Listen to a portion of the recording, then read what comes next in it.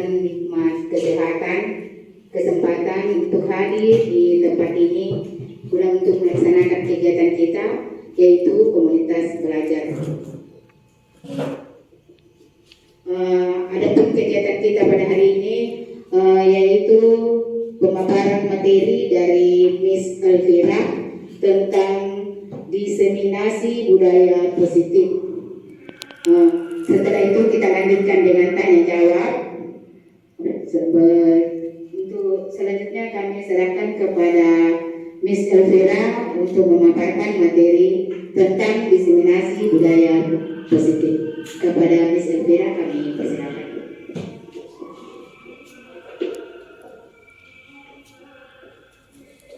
Oke, pertama-tama saya mengucapkan terima kasih kepada rekan-rekan guru. Tak lupa juga saya mengucapkan terima kasih tentunya kepada Tuhan kita yang kita percaya masing-masing sesuai dengan kepercayaan kita atas waktu, kesempatan, kesehatan sehingga kita semua boleh hadir bersama-sama di tempat ini mengikuti kegiatan ini. Nah, adapun yang akan saya lakukan, tujuan saya berada di sini untuk melakukan diseminasi budaya positif kepada rekan-rekan guru. Diharapkan bahwa apa yang saya lakukan nantinya ini bisa berdampak atau bisa diterapkan di lingkungan sekolah kita. Itu dapat mendisiplinkan siswa. Bagaimana Bapak Ibu? Setuju? Iya.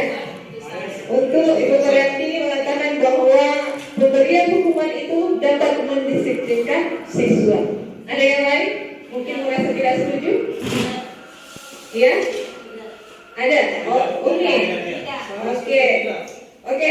Ada mungkin yang bisa kasih alasan? Iya, silakan Mas Fir. Ya, pemberian hukuman dapat mendisiplinkan siswa. Kalau menurut saya tidak. Ya. Kenapa? Hukuman itu tidak menjamin siswa itu bisa disiplin. Nah, karena kan ya sudah ada aturan itu biasa kalau melanggar berarti dihukum. Tapi kalau saya tidak menjamin, tidak setuju. Oke, terima kasih ya Pak Seth. Jadi menurut Pak Seth bahwa pemberian hukuman dapat mendisiplinkan siswa itu tidak setuju karena tidak menjamin ya bahwa siswa itu akan menjadi disiplin dengan aturan yang ditetapkan. Nah, selanjutnya yang kedua, sebagai teman bagi siswa. Setuju? Ada yang setuju? Setuju? Ada yang tidak? Iya. Yang tidak setuju? Oh, setuju Pak Gede. Yang setuju? Ibu Selastri. Guru berperan sebagai teman bagi siswa.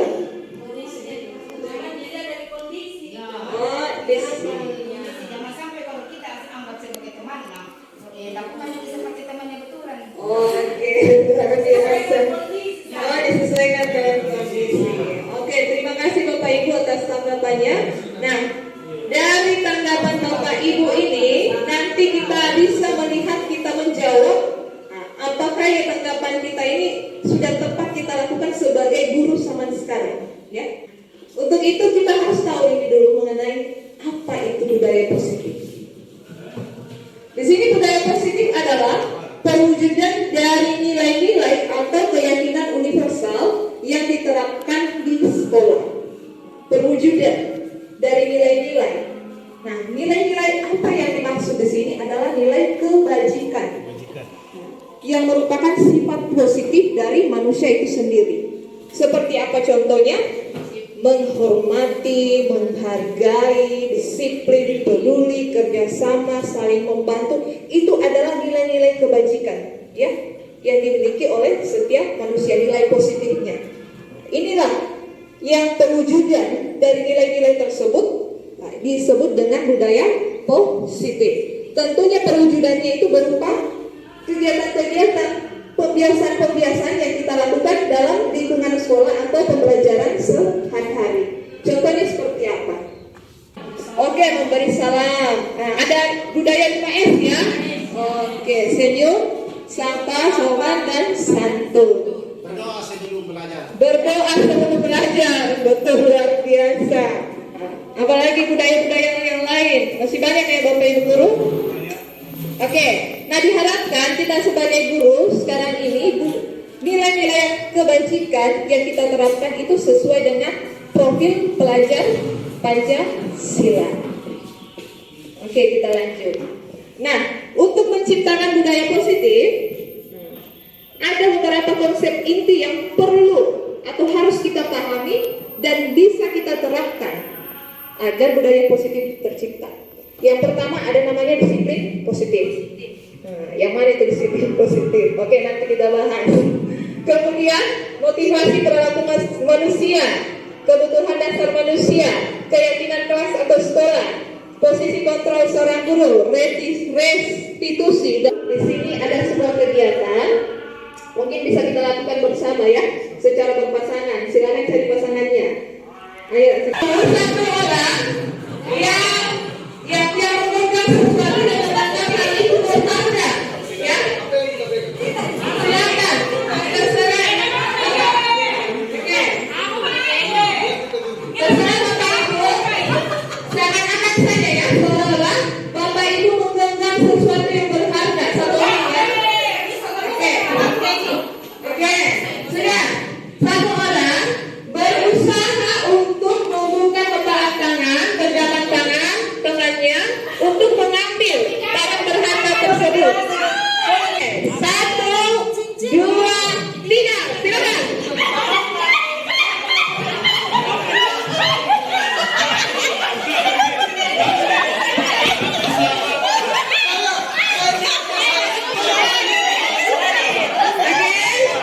Oke, cukup ya. Cukup sampai. Tadi apa yang terjadi? Ada yang terbuka tadi? Ada yang tidak? Ada terbuka, ada yang tidak. Caranya bagaimana? Ada yang membujuk, ada yang memaksa, begitu ya? Oke. Nah itu ternyata siapa yang mengontrol? Apakah tadi yang mengontrol yang mengepal atau yang berusaha membuka? Yang mana mengontrol? Ya, masing-masing kita punya pandangan tersendiri kan Bapak Ibu? Siapa yang mengontrol? Nah sekarang stimulus respon dan teori kontrol atau teori pilihan. Nah kalau kita mempunyai paradigma atau pandangan stimulus respon, kita akan berpikir seperti apa? Kita mencoba mengubah orang agar berpandangan sama seperti kita. Tapi kalau teori kontrol, nah, dia berusaha memahami pandangan orang lain tentang dunia. Berarti dia mengakui adanya keragaman, ya. Dia menghargai itu. Bahwa pandangan orang itu berbeda-beda. Beda dengan yang stimulus respon. Nah, bagaimana lagi? Perilaku buruk dilihat sebagai suatu kesalahan. Itu pandangan dari stimulus respon, paradigmanya. Sedangkan teori kontrol, semua perilaku itu memiliki tujuan. Berarti dia selalu positif. Lanjut, orang lain bisa mengontrol saya. Itu kalau stimulus respon. Tapi kalau teori kontrol, hanya saya yang bisa mengontrol diri saya. Artinya tidak orang lain.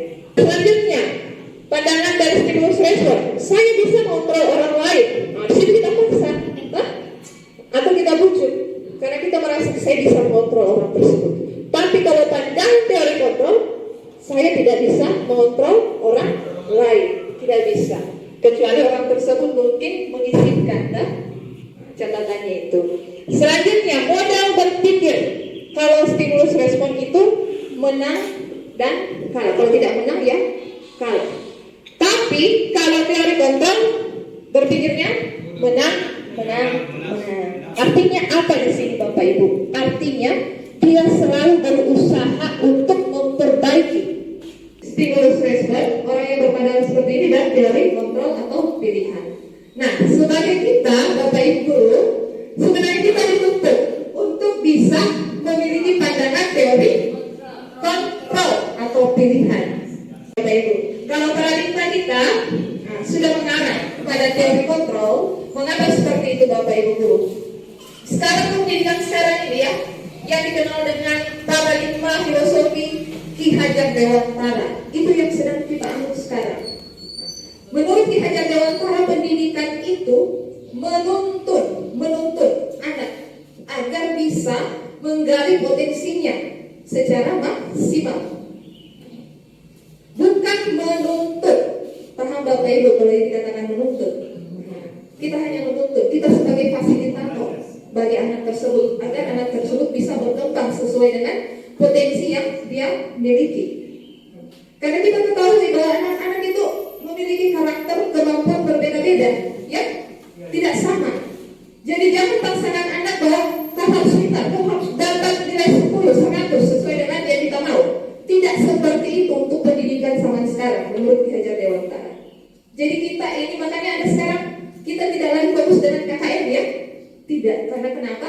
Kita dituntut untuk bisa menuntun murid kita untuk mencapai potensi terbaik mereka, karena mereka kan beragam, tidak sama, memiliki kemampuan karakteristik berbeda-beda. Nah, sekarang Bapak Ibu semua kita lihat di sini tadi mengenai budaya positif. Dalam menerapkan budaya positif itu, hal yang perlu kita lakukan atau kita ketahui juga adalah yang pertama mengenai disiplin positif. Apa itu disiplin positif?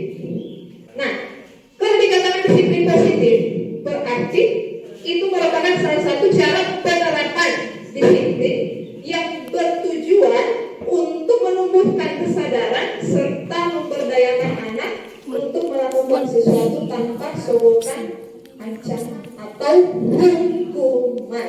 Nah, ini kesadaran dari ini. Tidak perlu ancaman, tidak perlu dipujuk-pujuk. Nah, ini yang diharapkan dari disiplin positif, sehingga tercipta namanya budaya-budaya positif. Sekarang Bapak Ibu lihat motivasi perilaku manusia. Nah, motivasi ada dua jenis. Yang pertama ada eksternal dan ada